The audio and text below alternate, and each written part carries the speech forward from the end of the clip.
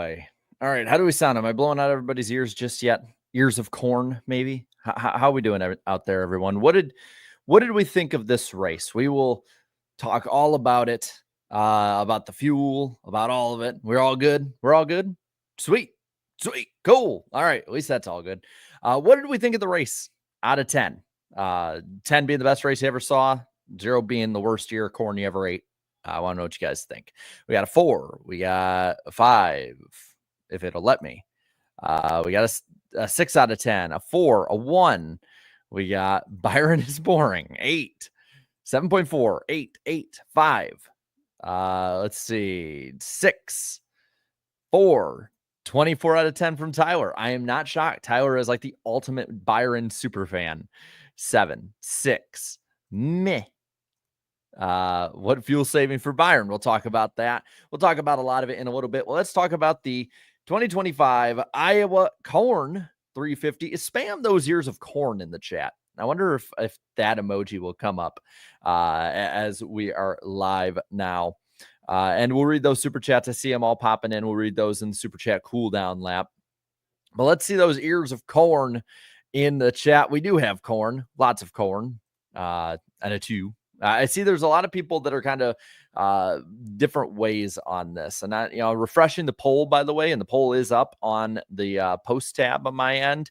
A little less positive than usual, though pretty positive. Let's be honest. The poll is always pretty positive. But a lot of people putting the corn in the chat. But let's talk about the finishing order of this race. I will tell you now, NASCAR.com has a few things screwed up. So we're just going off of NBC at this point. We do not have a margin of victory, but at least from the NBC side of it. But we do have 350 laps run in this race, 12 cautions for 72 laps, 3 hours, 17 minutes, 46 seconds, 10 lead changes on the day. And it is William Byron who gets the win, his second win of the year. The fuel finally holds up for Willie B and that Raptor team this week. Y'all know I love my dinosaurs. Briscoe with the second place finish. Brad Keselowski, third, fourth, Blaney, Priest, Bubba Wallace, Bowman, Hocevar, Logano, and Dylan Austin. That is the top 10. Then Chastain, Cindric, Barry, Elliott, Nemechek, and Jones through 16. Bell, Allmendinger, Reddick, Busch, the top 20. Then Ty Gibbs, 21st for the second week in a row. Buescher in 22nd. Haley, 23rd. Then Hamlin, Suarez. Then after that, we have Custer, 26th on the board. McDowell, Larson, Gregson, and Herbst, the top 30. So Larson, 28th place run. Not a good day for him. SVG with a 31st place. Then Cody Ware, 32nd. 33rd, Stenhouse. 34th, Gilliland. 35th, Ty Dillon. The in-season challenge ended, and so too did the Ty Dillon Magic. Zane Smith, 36th, and Joey Gase finishes last today. Looking through the finishing order, of course, we'll talk about William Byron here for a moment. William Byron had just a wild day where the fuel was the plan was changed multiple times on this, and I get Monday morning quarterbacking it and everything like that with, I believe, like Elliott, who could have went a similar strategy, all that. But from what it sounded like, Byron was that close on fuel at the end. And I think there's so many different differences on it and marginal differences. I don't see that as something that a lot of 9 fans or other fans really can say like, oh, we could have fully replicated. Of course, this car does make it easier to save while keeping the lead and defending, which I get people being upset. See, the thing is, I get the excitement too. And I think that it is kind of a breakthrough for the 24 team. And I also get people who are kind of like upset and like, oh man, it's an next-gen car, all of that. I totally get both ends of that argument, but you got to give props where it's due, man. That 24 team, they changed the plan multiple times and they got the job done. There's no other way really to go about it. yeah. And then let's see. It's just, it was a wild way to get to the end of this race on that one. Don't get me wrong. I have plenty to talk about. The next gen car was not I'm not a big next gen fan myself on this. And I will talk a bit about the opening part of the race, because I think this is the tale of three races. And it's not just the three stages, it's a tale of three races in general to me. I think it's a tale of the first stint of the race, where there, I think, was one caution. There's the tale of the stints of the race, where it was wild, and then there's the tale of the end of the race, where there's the saving, and there's all of that. And we could talk all about that. I want to point out a few others, though, that finished towards the front. Briscoe, another great run, running where that team should, running where Joe Gibbs Racing should. Brad Keselowski, RFK in general today, honestly, ran really, really well. But Brad Keselowski in that 6 team, I think, had the best car out there and was the one to beat. And you know what? That is not something that we get from Brad Keselowski anymore. We don't get that much anymore from the 6 team. That is something to me that is a very good sign for that team. RFK Racing 2, like I said, Priest, 5th place run today. Another really, really solid run for that team, getting them closer. We have the playoff standings on the bottom of the screen. And yes, Buescher's plus 23, but Priest minus 23. Like, they're there. They're getting there. They're keeping pace in this fight. We have, I think, 3 races left until we get to the final 10. That's something that I will say. I thought Priest might do better this year. I didn't think he'd do this much better.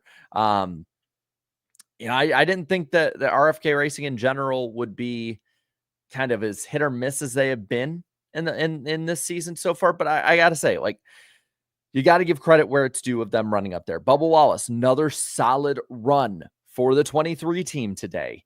Hocevar finally gets a finish where he actually deserves to run today, which top 10 runs here. Sneaky top 10 for Austin Dillon, who had actual speed today. It's like that one race a year where Austin Dillon actually has top 10 speed, and they did well enough with it for the most part. The Fords, I think, were for the most part the fastest out there. They just didn't have the right strategy, and everything didn't go the right way. I gotta say, really like Lee Diffie. I know that he's very polarizing for NASCAR fans, but I love the Hurricane Hocevar. I mean, it's perfect. I mean, the dude, I love Carson Hocevar. Think he's a great driver. Think he's a great personality. Love everything for the most part about him. The dude can be a hurricane. The dude can legit be a hurricane out there. Looking through the race, though, I mean, the first stage, I'm going to say the first stage, and really until they started having rashes of cautions, which I won't say makes racing better, but in general livens the race up a little bit. It was dull. It was a bit of a drag. I'm not going to lie. Dirty Air was really stopping a lot of the battles towards the front early in this race. You had Byron up there. You had the 6 up there, among others. And Dirty Air was a real problem again, which is not a great sign, in my opinion, moving forward. It's just this car, though. It's in general. It's just how this car is. We can talk about the fuel saving side of it, and I think we've talked that to death. But again, it rears its ugly head over and over again. The stages in this race, I'm losing my voice. I'm getting choked up. The stages in this race were swept by Brad Keselowski. I mean, the 6 team today, again, they had the best car. This is such a huge missed opportunity for Brad Keselowski. It's such a huge missed opportunity for RFK Racing. It's just in general a big missed winning opportunity for this team. They had slower stops at times. Again, you can talk about maybe the strategy calls and things like that. The car itself, I mean, I'm watching, the post race is going on, and props to NBC for actually showing post race. But this might have been that moment. I didn't think the 6 had enough speed to actually compete for wins outside of Daytona for the rest of the regular season. I knew they were getting better, but I didn't think that we were going to see Brad Keselowski look like vintage Brad, and he did today. He did. Did Baby Berg watch the race with you? Partially. She slept through a little bit of it. So. But yeah, Brad Keselowski wins the first stage over Hendrick, Byron, Blaney, Briscoe, Larson, host of R. Elliott, Allmendinger, and Haley. And again, you look up front. I gotta say, it's not gonna be on the record book like a great run by any means with the finish, just because of the way the strategies and everything at the end sort of shuffled out. It was very much the end of this race was a shuffle of the deck.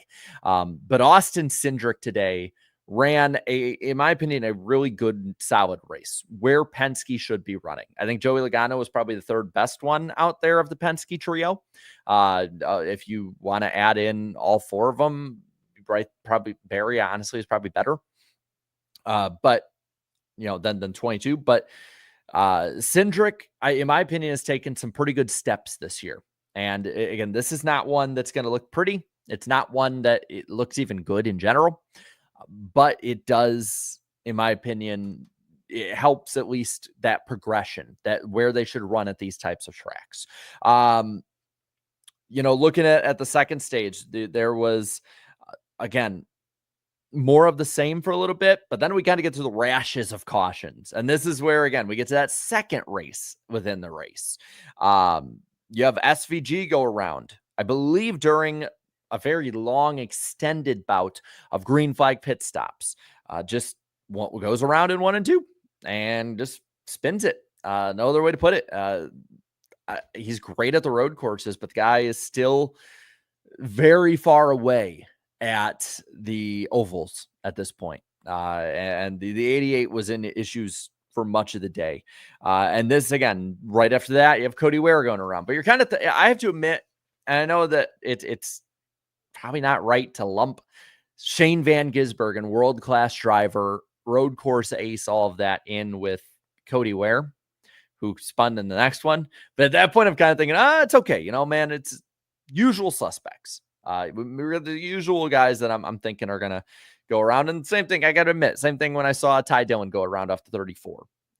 Field splits at that point. They have a short stint to the end with Brad winning over Blaney, Cindric, Gibbs, Busch, Barry, Bowman, Jones, Preece, and Austin Dillon. Preece with 2 stage points there, as well as a 5th place finish. It just, what they need to do to make these points up, because next week, let's be honest, we're at Watkins Glen. And while Michael McDowell or AJ Allmendinger or somebody like that is really good at the road courses could win, let's be honest, guys. It's Shane Van Gisbergen's race to lose. It is SVG's race to lose next week.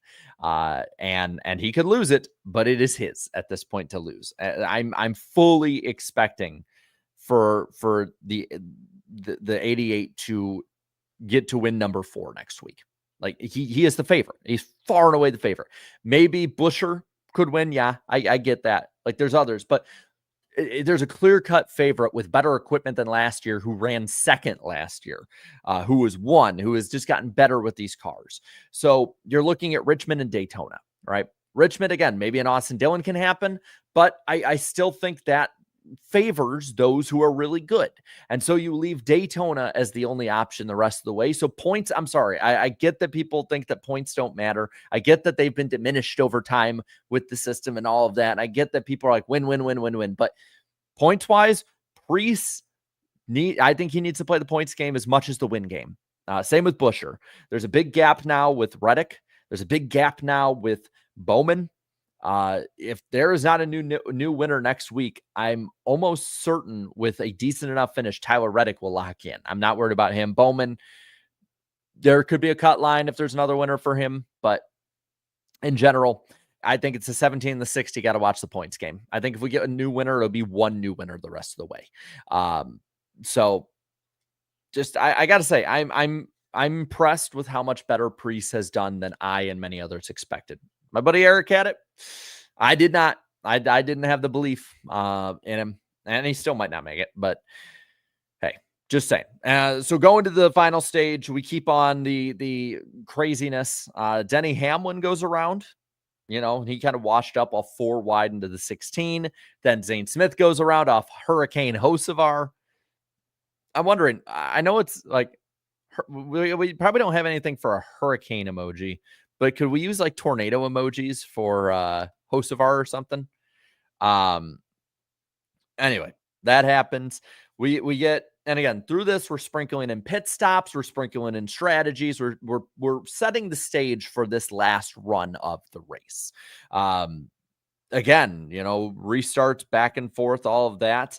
And Eric Jones goes around 43, kind of checked up behind a slow 23, kind of went down to avoid, spins off the 19. Another restart goes, another one where we see the 19 get into the 45 and the 20 today. That's good enough. Yeah, we can do any of those. They all work. We can do the tornado one. We'll do the tornado one. You want to be on the screen? Congratulations, you're on the screen. Now do the tornadoes. Those are better. We have SVG go around off of Bush. Another one where the 8s all meet up. Ty Dillon goes around off of Larson. We get a debris yellow. We get all that. And then we get a final run. I kind of like the thunderstorm one. That one actually fits a lot better for a hurricane. That fits better. Tornado, hurricane, either one of those two, I prefer on that. But we get 64 to go. It's the 24 and the 48 up front. Byron goes immediately. Priest starts moving forward. Brad starts moving forward. We got Briscoe starting to run down the 24, who's saving fuel the rest of the way. Brad is charging, but then their cars fall off. Then after that, the 12 starts charging up. He's making up like 3 or 4 tenths, gets stuck immediately behind, though, the 19 and the 6.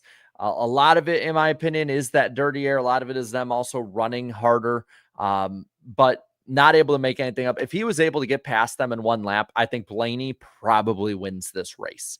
I really do.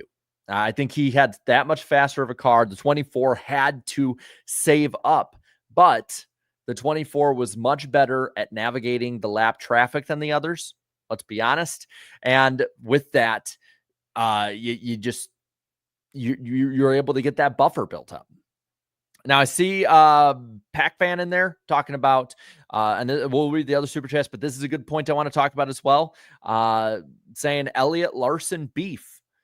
Let's talk about that. The 5 and the 9 made a lot of contact today. They've had a bit of a history together. It sounds like NBC. These guys have history, but they have had a bit of a history before, and they made a lot of contact today. And in my opinion, there's a lot of that contact that was probably avoidable at points. And it didn't seem like, and again, I didn't see, fair enough. I will admit I'm not as much on Twitter, but I did not see a ton of clips come out or them getting upset, but I'm not going to lie. It didn't look great. Now some are saying there's the Larson got upset. But I'll say, like, Larson was all over the place today. That's kind of where I saw where the 5 was. I didn't really see much of what Chase Elliott was doing was really that off. I kind of thought that it was more Larson, which tracks. Larson he's always on the edge. He's always on the knife's edge, and sometimes you get cut when you're sitting on the razor blade the whole damn time. And yeah, there's the back, we can make all the arguments back and forth of like, well, Larson was going to run over while this was going on. And I get that. But I would not be surprised if there is a talk in a team meeting about it. Just, whatever they say, they're probably going to keep it professional. It's Hendrick Motorsports. They're not going to probably air out any real beef. I think the last time we had any substantial rivalry from Hendrick Motorsports between each other was Jimmy and Jeff having issues with each other. I don't think that it gets there with these two. I don't think that Chase Elliott really puts that out there. Maybe he says something kind of snarky, which I always enjoy when Chase does that. Maybe, but I don't see Larson doing that. But I totally see this being something that we should probably, maybe not the next 3 weeks, unless we're running for a win, but I think this is something, I think it's something worth watching. because these two have gotten together before. Does seem like there is some frustration a little bit with Kyle Larson and how the performance has been recently. Elliott's team in general has been running better, and so they're probably going to meet at the front a little bit more often. I think that there's going to there's going to be at least to talk about it, and I think it's something. We got 13 races to go in the season. That's a long, long way to go, man. That is a long way to go. I think that that's something worth watching the rest of the way. So I think that's a good call on that one. As for some of the other talk, again, we talked a little bit of the playoff stuff and all of that. We kind of keep it status quo at this rate. I think things, for the most part, stay the same. We're having the same conversations, and we could have the same conversations leaving Watkins Glen and Richmond at this rate. I have to admit, I was quite surprised though. And we could see this the rest of the way. Again, I had to say with the RFK speed, and this is something we do see in different years. We see teams that are desperate, that put all of their eggs in the basket of winning one of these races. We saw RCR do it with Austin Dillon last year. We saw RFK do it today. We're going to see guys at the road courses who go all out for that win there. So I think that's something really interesting to look on that range. And then on the other one, there's 13 guys who have wins, who are probably going to go for broke, who are probably going to go for wins and trying to get more points and all of that stuff once there's the reset. Telling you, I mean, I think it could get wild with that, because for the next 3 weeks, there's a lot of people with nothing to lose. Points wise, I'm sorry, Kyle Busch 73 out, Ty Gibbs 87 out, AJ over 100 out. They're going for wins. Everyone from them on down is going for wins. Josh Berry, Austin Cindric, Ross Chastain, they're probably going to go for strategy, weird stuff, wins like that. So I think we're going to see some wackiness. Like we saw today with strategy. And I think that might be able to be something to kind of up these races. I want to talk about the overall racing itself, because I talked about the cautions. I talked about the strategy. I talked about all that. It's the next gen that's the issue, man. It is. We know it is. And I know we're retreading and we're talking about the same things over and over again, but guys, we are in year 4 and it was rough. It was rough until we got a lot of the cautions. The restarts and the first couple laps, especially through the pack, awesome. And I want to give some appreciation, a little criticism, both towards NBC for this broadcast today, because I think that they made at times the broadcast, the race better to watch with their broadcast, and they made the race a little tougher to watch. We've reached the point of the season. And I can now say, since I know people that can feed me the information a little more on it, I know for a fact that we're just going to hear the word playoff over and over again. If you want to, doesn't matter what's going on, whether it has anything to do with it, you're going to hear it over and over again by the announcers. Make a drinking game with an unsuspecting friend. Trust me, it will be fun. But I'm with you on this. I'm with you. Track's fine. Car's the issue. But I'll say this with NBC, I want to give them the praise of saying this. They did cover in through the pack a good amount, like they normally do. Again, I think that the NBC in general is their range to me is a B+ to a B- broadcast. They are solid. I think they're better than most broadcasts. I think they're second right now in NASCAR to Prime. I've been very high on NBC. I know there's a lot of hate for NBC after the last week or two of news cycles and of playoff talk and all of that. But let's be honest. Had you not heard that, or had they not said anything, or had any of that conversation not happened, we're all still pretty solid and pretty high on NBC. Okay, let's call it how it is. This is from me. Like, you can call me, like, I'm one of the probably bigger critics and critiquers of the system and of NBC for that point of it.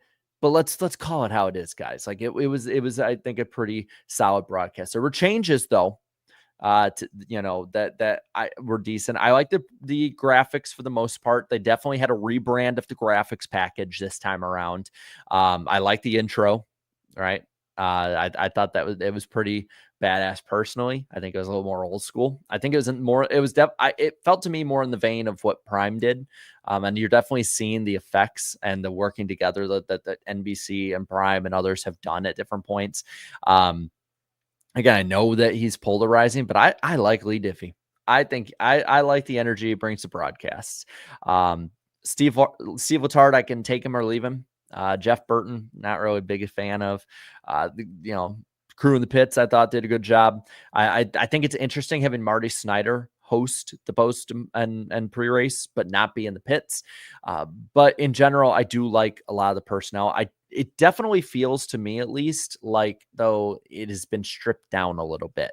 I just kind of get that feeling by the smaller staff, by some of the little cuts, the graphics. I mean, were little tweaks from Prime almost to me. But on the other end, critiques wise, I'm spoiled, man. I'm spoiled. We are spoiled as fans. After 10 weeks with Prime and even all the issues I had with TNT, they were very good at this. Having full screen commercials again for the first time since Fox just irks me. I know it shouldn't. I know it shouldn't, but it does. I've been so spoiled for the last 10 weeks. I mean, it's been over 3 months since I've had to watch a full screen ad under green. Say what you want about TNT. I think they did a great job at that. I don't know how they can do it. I know they're doing it for Daytona and Talladega because they're super speedways, and the ratings last year proved out with those races why it's a good idea, because it keeps people watching, it keeps retention, it keeps all of that. They got to figure out a way to make that the meta. Because in my opinion, Prime changed the game. TNT followed well in that aspect. It's up to NBC to change it. We know Fox won't change it. But the commercials for me, it holds me back from being like, man, I enjoyed the broadcast. They're quick. I will give, fair point. They are quicker. They did not, you aren't missing like 20 laps at a time. It felt like you were with Fox. But there are things that need to be updated. And I think, and I will say this too. And I've been higher than a lot of people on NBC. But I do have faith that NBC will over time make those changes. NBC, whether it's been through their football coverage, whether it's been through some of their other coverage, has always been very, very good at adapting with the times. And I think that they can do the same thing again. But overall, personally, if I'm giving my out of 10 of the race, I personally think it was like a 4 or 5. I don't think it's like a 2 or 3. Like, I think those are for the awful races. But it just didn't do it for me. And it's not the track. The track, there's been rumors that they might not return to Iowa next year. I think that's a horrible mistake. But I don't think it's the track that's the problem. The track is not the problem here. It is the car. It is the car. It is a car. It is a car. I pound the table over and over. It is not Iowa that's the problem. This track has been great with every car outside of the next gen. All right. Every car that races, every type. I mean, the ARCA races are interesting here. So I don't want a bunch of hate or like, oh, we shouldn't be at Iowa. No, they need to fix the goddamn car already. That's where I'm at with it. Yeah, I mean, I'm right with it. Boring. I won't say fully boring. I think the end was at least intriguing with the fuel mileage. I know that people aren't crazy about that, but it just irks me that such good tracks are being wasted for such a bad car. I love, and I got to say too, something else I want to point out. The Iowa fan base love it. They deserve this race. They deserve it. They've shown out. We do not need to take another Midwest race away from Midwest racing fans who show up to the track. They could put probably another 10,000 seats in that place. They would sell it out a month early. They sold this place out months early. Keep this place. And please, if they come back next year, like I think they should, and like they probably will, let's be honest, they probably will. I want to see a ton more people wearing corn because that shit's funny as hell. All right. I think that's funny as hell. Say, just, sorry. It irks me, man. Cause I've been banging the drum wanting Iowa on the schedule over and over again for years. I mean, you can go back to 2018 and I was talking about it, wanting this and Coda to be on the Cup schedule. And here we are. So do not get rid of it, please. For the love of God, give these Midwest fans what they deserve. And what they deserve is a good ass race at a good ass track with a much better car than we have now. Let's go to the super chat cool down lap. By the way, while we're heading on over to that, we do have the NWP on this channel this week. Going to be a lot of fun stuff to talk about coming up. A lot of good stuff and stories that should be coming out this week, I'm hoping. Just saying. Subscribe if you're new. We do these post races every single weekend the rest of the year, right? We do. Trucks, Xfinity, Cup, last 13 weeks of the year. We'll be live after all of them, and maybe before them too. Some of them at least. Let's look at the super chat cool down lap. Super noob for the 2 says, let's effing go. Finally, win number 2 on the season. Celebrate, Byron fans, celebrate. Let's see. We have the Roman numeral 3 for the 2 saying the strategy is we have no strategy. Wait, we won? You did. You won. Looking at some of the others here. West Virginia saying, Bowman Bros, we survived another week. Let's go 48. Yeah. I mean, you'll see them on the bottom of the screen. They're over a full race worth of points ahead of the cut line now. So another solid run. Another, I think, adding a solid comeback to this season so far for Alex Bowman, among others. I mean, the bubble battle right now, I mean, it looks so different than what we saw a couple weeks ago. A couple weeks ago, there was Bubba Wallace in it. There was Alex Bowman right on the cut line. You were looking at guys below the cut line getting closer. Now it's kind of getting cut and dry of what needs to happen. And then there's maybe 2 or 3 guys that are in that points situation. Andrew Winslow with the 2 saying Steve Letarte doesn't know fuel mileage. I'm going to say this, and I know it was something a lot of people were kind of critiquing a little bit this past week when people brought it up. But let's be honest, man, Steve Letarte's been off this year with the fuel mileage stuff. You can definitely tell that I think the next gen has thrown him a bit for a loop so far. And, it seems like every time he's like, they're going to run out, and they never do. And people have pointed it out in the poll. People have pointed it out in the live chat here, in NWP, in comment sections. Again, I'm take him or leave him on Letarte. I think that having all but 14 weeks of the season with Letarte up there is too much, Steve, for me. I like Steve Letarte as a person. He's a good person. But I think he's lost his edge a little bit with that stuff. I don't know if they need to use more metrics or something to show it. I noticed this, and I even said it to my dad, because he's like, what, they should put the percentages up. And I was like, I honestly think that they put the percentage of fuel up there, that while it's semi-accurate, I think they put it up there more for dramatic effect than actually have an accuracy, because the scale was going down. Byron, I think, was saving way better than the scale said. Personally, I think Byron was saving way better than the percentages said, because like when they went off, it was like 10 to go or 9 to go or whatever, and it was like 2%, and they were like, there's no way he can save that much. I think, and he proved he had more fuel than the tracker said. I think they put it up there purely for dramatic effect, and being close enough. Like, if he runs out, and he didn't save enough, and we can say that. That's kind of where I'm at with it. But hey, man, I'm that doesn't take it all away from Byron. I'm gonna say that doesn't take it all away from Byron. He was badass with that.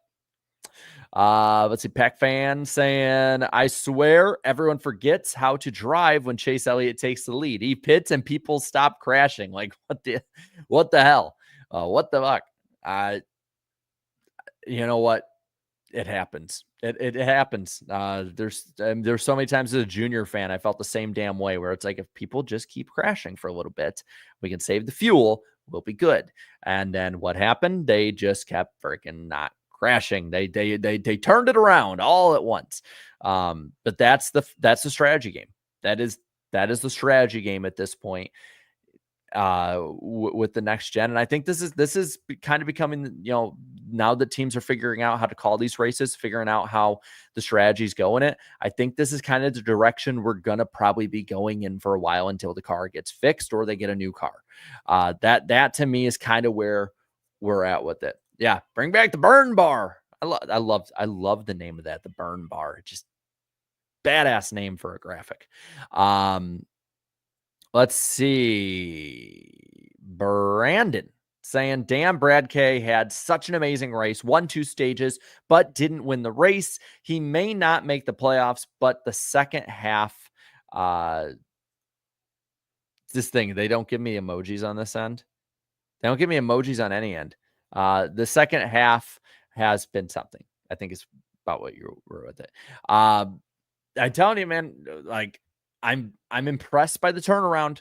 They were awful to start the year. Worst run in Brad Keselowski's Cup career, even worse than when he ran the 12 car in 2010. There had not been a worse stretch of season that he had really had to that point. And you know what? They credit to them. They're finding speed. They're turning it around. The entire program at RFK is looking like they should be looking to this point. So good on them. And what sucks is, I think if it was like few laps before in the first stage, I would have got my prediction right in the prediction segment on NWP this week, where I said that somebody different would have won stages 1 and 2, and then different one would have won the race. I was close, but wrong. So I guess that gives, I guess I should play what I got here, which was wrong. Is what it is. You win some, you lose some. Let's see. I think this is SW here. While the race is ass, I don't know if I'm supposed to enunciate the A or the S, but there's more S's. But Byron's win is impressive. Also, Bubba literally went from the back to the front. P6 finish. Very cool. Anyways, 5 out of 10. I think that's a fair assessment of the race. And yeah, there were a lot of guys, and granted, there were a lot of people who were saving, but there also were a lot of guys too that were racing hard that got passed. Bubba Wallace passed a lot of them. Joey Logano passed a lot of them. Austin Dillon at points did. Ryan Blaney especially did. So there was the ability to pass once there was the difference in tires, once there was the difference in strategy, and that there's just a lot of work that still is yet to be done. Twin Spinner says, comment Alan Gustafson L yet again. Again, I don't want to put too much on him though, because I think that this strategy and the lengths that they went, I do think were further over the edge, and I think a lot of people are going to give credit to on that end of it. So I'm not gonna pile on that far with the 9 team this time, but it's just another race that they could have had the opportunity to. Again, though, they weren't the best one out there. I don't even think they were in the best 4 to 5 out there. So I'm not gonna pile on too much on this one. KTN USA says real men from Iowa should be more like Hank Hill and sell propane and propane accessories. Oh, I loved every time we saw it. Every time we saw it come on screen, my dad or myself or both of us would do like the whoa, like just because it's like it's Hank. I see Hank. God, I need to watch the. I believe it comes out tomorrow. The King of the Hill deal, the reboot. I've had a new appreciation for King of the Hill, and anything from Mike Judge, honestly, over the last couple of years. So, Mark says Iowa is better than Martinsville. Iowa better than Martinsville is something I thought I'd never say. Yeah, it was better than Martinsville. It was definitely better than Martinsville. And I love Martinsville, and I'm saying that. Cameron Johnson says, if we're going to come to Iowa next year, they need to do a full repave because the racing groove is too narrow. They need to fix the tires too. So this thing, the Xfinity series to me was able to still put on a race. I gave it a 6 out of 10. I thought it was a serviceably fun race. Didn't feel like I didn't feel like I wasted too much of my Saturday, if any. Today, I felt like I wasted half of that race. I wasted my part of my Sunday with it. Where I was like, no, I wasn't crazy. I mean, I'd be fine. I think fully repaving it would probably be the best way to go about it at this point. But I think a better car to me is we need to stop beating around the bush and pushing it to Goodyear and to others. We need to get the damn car better.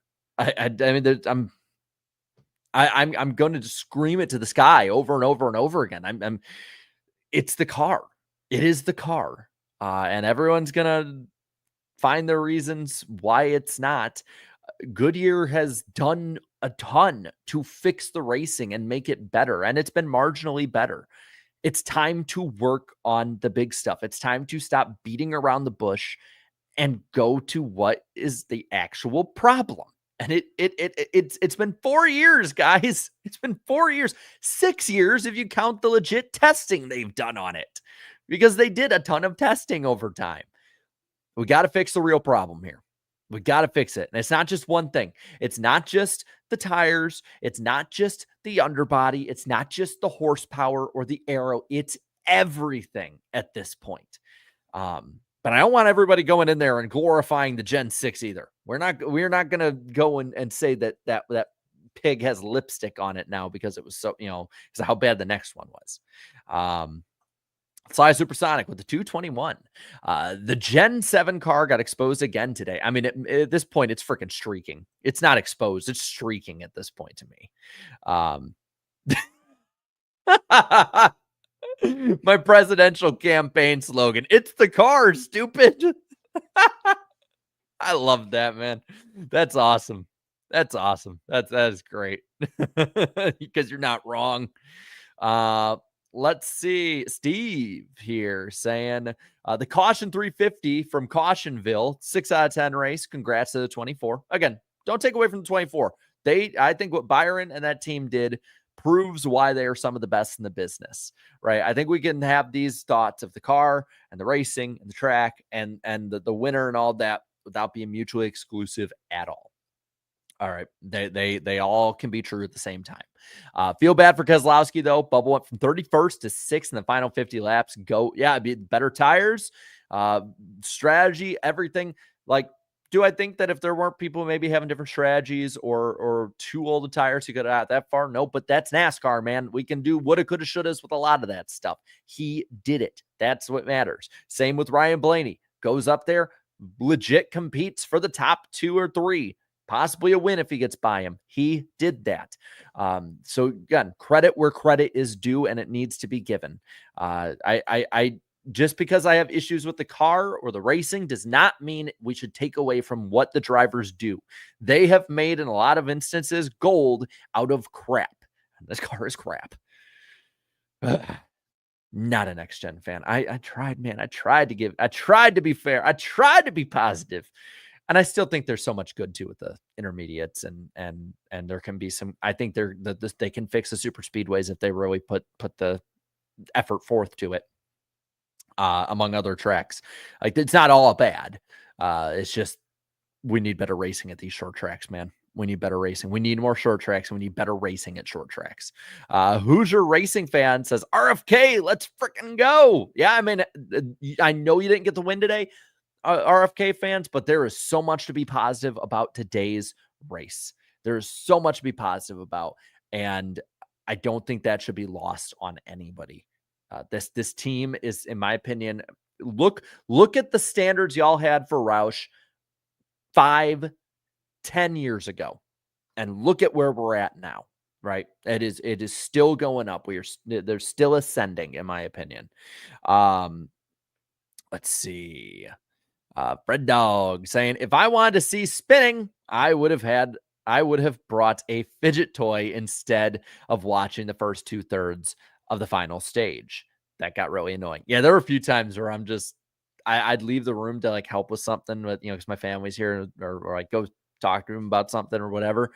And I'd come back and I'd be like, God damn it, I missed another spin, and I only missed maybe like 3 laps. And I'm like, another one, Roman numeral 3, reminder, Larson views winning Knoxville over any NASCAR race or Indy 500. Going to be a huge event this weekend. True. Southern Foamer saying 24 out of 10. The last 10 laps scared the shit out of me. Yeah, tell me about it. As a junior fan, I've been on both ends of that. And as a Byron fan too, they did a great job of chronicling it and building the story up. I mean, the amount of times he's run out of gas while running well, running up front, absolutely well-deserved win. And I'm happy for you Byron fans. Pack fan asking Elliott Larson beef. We talked about that earlier. I don't think so. But it's going to be interesting to watch. I think we should keep it on a watch. We're not at a warning. It's just, it's like a tornado watch versus tornado warning versus tornado emergency. We're not at a Hendrick emergency. We're not at a Hendrick warning, but I think we're at a Hendrick watch. Just saying. Elliott and Larson are each other's yin and yangs. Yeah. Finally, a Byron win. Let's go. That's right. I'm sorry. My voice is getting fried. So, but yeah, again, I really love that profile pic. Donald saying, did Gustafson even have a strategy for Chase today? Sometimes you think not, but it sounded like they were both kind of flying and winging it. So, Beast of Metal saying, I've never been an NBC fan, regardless of their opinion on and influence over the playoffs. They're a store brand car battery, functional but unremarkable on ovals. They can't shoot road courses. I'll say I've seen more of this, and this is before the playoff talk and all of that. Take that, remove that. I've seen a lot more of this kind of talk when it comes to NBC. And I get it, because if you look at an NBC broadcast today, they've tried a few new things, but they were little things. NBC broadcasts to me have been about the same since 2018-19. And, again, it's time for them to adapt. It's not bad. I like it more than TNT. I like it more than Fox. I like it a skosh more than CW at this point. But there needs to be a little bit of evolution from them. So I think it's fair to critique them at this point. Fred Dog saying, I agree that Iowa is fine, but both NASCAR and IndyCar might drop their races. Would it be in a safer position if it was in a different location? Probably, but the issue that I think one of the biggest issues attendance-wise with Iowa compared to other races is that we have 2 Kansas races that are like 2.5 hours away. When I used to live in Illinois, I would, at the crazy Midwesterner that I am, driving everywhere across the country, we would, on our way to driving to Kansas Speedway, we would stop at the gas station across the street from Iowa. I mean, it's right there along the way. So, there is that part of it, the location. Iowa is, and this is no disrespect, because again, I lived in the Midwest most of my life. I hate the term flyover state. I absolutely hate that term. Right. But a lot of people are not going to see that if the racing isn't as good too.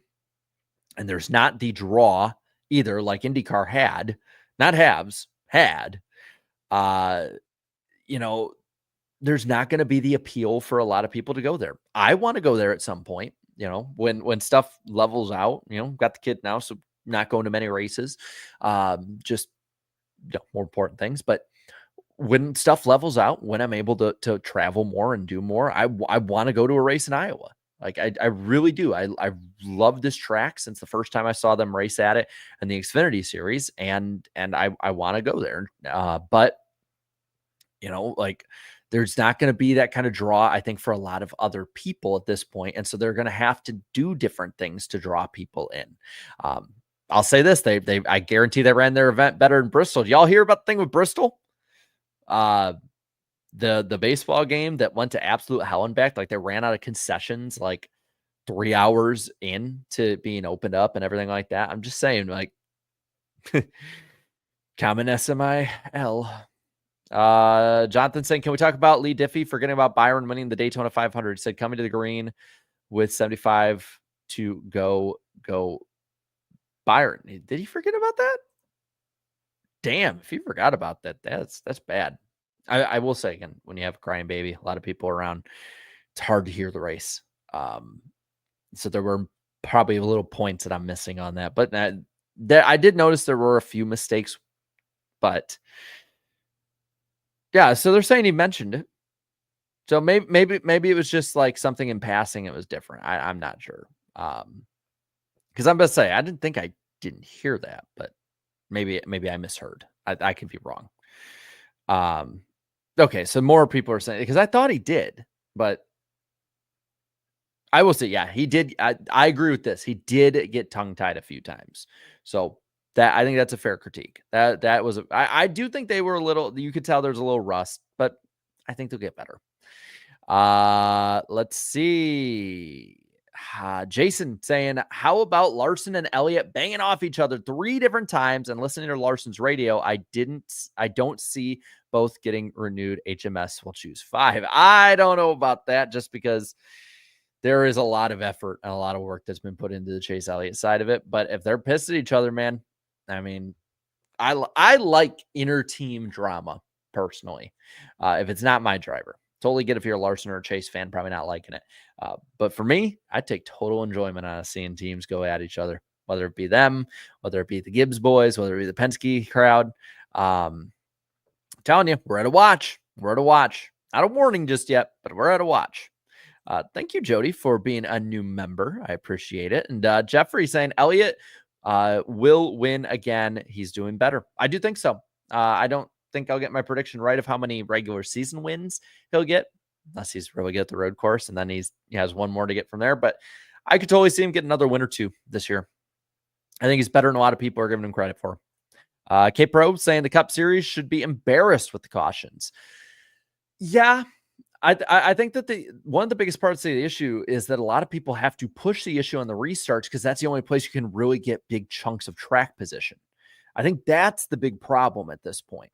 And I think that's why you do see, and it's not just here, a lot of tracks, you'll see a lot of extra restart crashes or not even crashes, but spins and contact that we might not have seen before, and people making weirder moves because it's just difficult to make up that track position now. Yeah, which is a car issue. It's the car, damn it. But it was getting ridiculous. I will say I was getting annoyed by it. I thought it was getting ridiculous. Steve-O saying NASCAR, can we start talking about more horsepower, please? Your own OEMs are pushing 1,000 to be the best American brand at Nürburgring. The low horsepower is a bullshit excuse at this point. At this point, it's just the only thing that still sticks is the cost saving and reusing the engine. So it's the only part of the argument that sticks anymore on their end. And I'm just I'm done with it. Like, I don't want to hear about cost saving and then see y'all spend $1 million freaking dollars on X, Y, and Z extra things. And like, whether it be because it's not just the teams, it's the industry itself doing cost saving too. Right. It's like the secret that they're trying to keep on that side of it. Like, I don't want to hear you talking to me about cost saving when then you're going to spend millions of dollars trying to find a firm that can tell you how to reach out to blue collar fans. That is the most just antithetical thing I can think of with those. Like, it just those don't mix, right?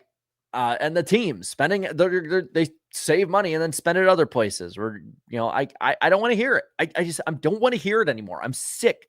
I'm sick and tired of hearing about the damn cost saving moves at the expense of the racing, because all that's going to happen is eventually when the sports contract bubbles for the TV burst, because they will at some point, because once the value isn't there for a lot of them, they're not going to pay as much at some point. You're then going to run into the issue of, well, the racing sucks. And yes, while I don't think the racing itself, it trumps marketing all the time, you got to have good racing to keep people invested and keep people in. So if you're not going to, invest in the racing and anything else like that, you're just going to be right back in the same damn position the next time we reset the market. Oh man, it's frustrating. It's frustrating hearing the same damn things when we should be going after the better racing and trying to fix the damn problem. And NASCAR, eventually, you got to just admit, the car is the issue. Y'all screwed up. But I mean, we have 20 some years at the minimum of history showing us why they will never do that. I'm more upset about the damn car than anything with the race. Like, I have no problem with how the drivers and teams drove and called the race. Let's see, Mr. Wheaties for the 10 saying Blake Harris needs to be let go. His strategy is piss poor. Yes, Alex has made some mistakes, but Blake's calls on the pit box are a good chunk of why he goes to the back of the pack. I do notice they make a lot of mistakes on that team. It seems like they take a little bit more. I don't know if being gutsy and kind of almost like daring to be out there more is what exactly they're doing. But it does seem like that 48 team just a little bit off, but they're still like top 10 in points. Like, they're not having a bad year by any means. That's the thing that's crazy to me. Like, they're not having a bad year by any means. They're just not as good as their teammates right now. If you look at fourth car at Hendrick standards, trust me, this is one of the best years ever as a total team performance for Hendrick on the lower end. If Alex Bowman is the one I think he was a 9th in points coming in today in the total points. It's just that we've warped our perception with the playoffs and everything like that. Jeffrey King says Bubba had a star from Mario Kart in the last 40. He did. And then K Pro says they can't add horsepower because of the car designs. The thing is, I don't know if that's necessarily true. They've talked about how they can. There's been people who have talked about that work for the different OEMs and teams and engine builders who say they can add horsepower. So they can add horsepower, man.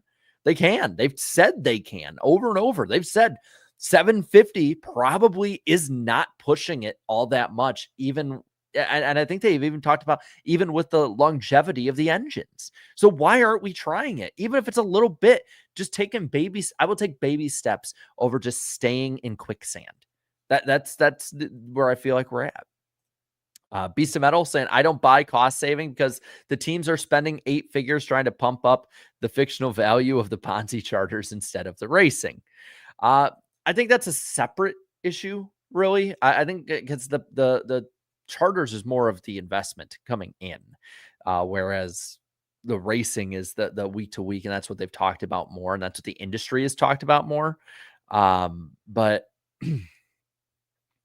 I mean, either way, the cost saving argument, they need to find a better way to say it if they're going to keep up with it, but they're not going to sell any normal person or fan on it anymore. And it's maybe it's just because we hear the same things over and over again, whether it's this, whether it's NASCAR, whether it's playoffs, you name it. But I think fans are sick of the status quo and the way things are right now. And they're sick of just these things that people just, at this point, just don't care about anymore. A lot of people just don't care anymore. Marky Mark saying, if SVG wins the Glen and the Roval, Jarrett must dance on camera. I don't think I agreed to that, but I don't know. Maybe just, do like the old school YouTube ones like that, like do something like that. I mean, that's a dance. What do I gotta do, a river dance or something? Either way, I've said it time and time again. I know people are like, oh, I'm so negative and all that, whatever. Before I get to that, West Virginia saying also lots of Toyota on Toyota violence in the race. True. That got less coverage than the Hendrick stuff, though. But I know everyone's like, Jared's so negative. He hates NASCAR, all that. But no, to me, another super chat came in. I thank you, and I'll read that in a moment. To me, a bad day as a NASCAR fan, a bad day watching a NASCAR race is better than a good day not watching it. I love watching NASCAR. I love talking with NASCAR with all of you guys. And better days are ahead. They're ahead, man. Before we head out, Steve-O saying, NASCAR, we need to save money. Also, NASCAR, we need to expand internationally. Send them to Mexico City. Yep, pretty much. Whether it's the industry, whether it's the teams themselves, we just keep hearing all of that. Andrew Winslow finished a romance novel. No, there's a reason the stream died that day, and I am thankful for it. It's one time that my fiber optic internet was bad, and I thank it very much. Let's see. Did you see the UFC sponsor on the back of Bubba's car? I did not. I'm just saying that Dana White connections, the threads keep popping up, man. The threads keep popping up. Nah, it's all good. I have plenty of time, and I've had plenty of sleep. The kiddo has allowed a little bit of sleep, at least at that point. You don't have to worry. I know everyone let Jared go to sleep. I can live either way, and I'm watching the chat too. But thank you guys so much for coming out today. I appreciate it a ton. We'll be live Wednesday night on this channel at 8 p.m. Eastern time for NWP. We'll talk about everything we talked about in here. And thank you, David Bell, saying hope you have a great evening. I hope you do too, David. I hope all of you do. Yeah, we'll see y'all at we'll see you then, and then after the races at the Glen, we got videos coming out all week. News for the NWP 400 for those interested. It's always really fun. 5th straight year, 5th annual event for that, or 5th annual running of that event. Can't wait to commentate all of that. And I have some pretty cool stuff coming up. I don't know if I can share just yet, but I'll announce soon. So thank you guys so much for coming out. Enjoy the rest of your Sunday night. Have a great night, everyone. And I will see you this week. Later, y'all. Bye.